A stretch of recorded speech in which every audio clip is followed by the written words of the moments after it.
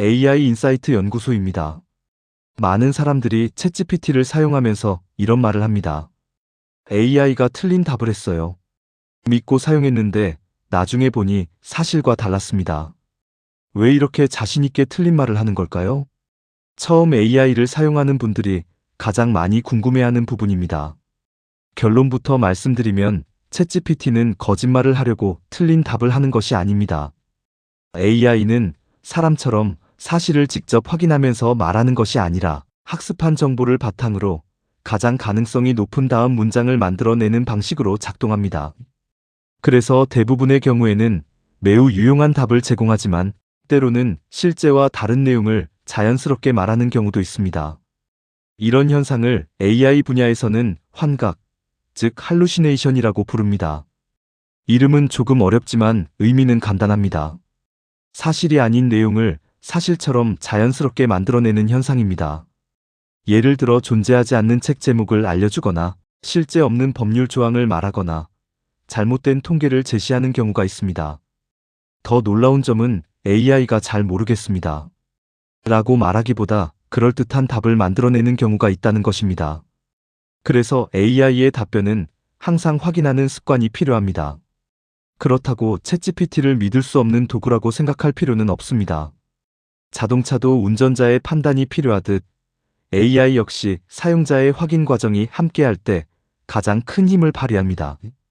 중요한 것은 AI를 맹신하는 것이 아니라 똑똑하게 활용하는 방법을 배우는 것입니다.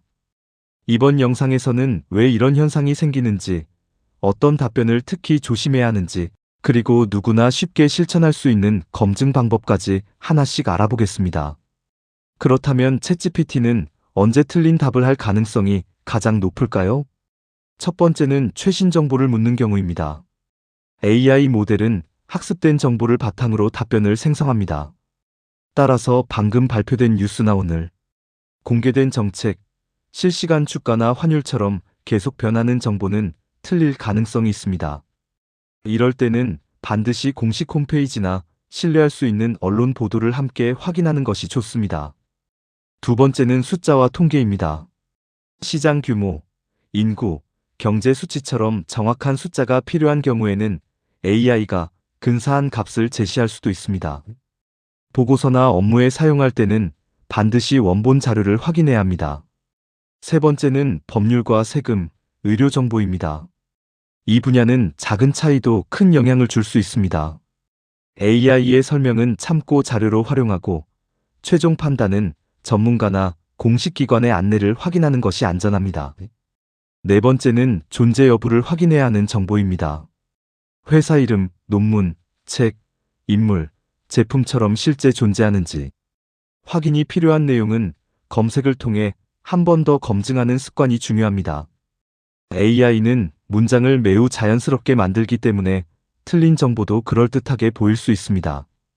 그래서 AI를 사용할 때는 답변이 자연스럽다와 답변이 사실이다를 구분해야 합니다. 이 차이를 이해하는 것만으로도 AI 활용 수준은 크게 높아집니다. 그렇다면 AI 답변은 어떻게 검증하면 될까요? 생각보다 어렵지 않습니다. 첫 번째는 같은 질문을 다른 방식으로 다시 물어보는 것입니다. 예를 들어 이 내용의 근거는 무엇인가요?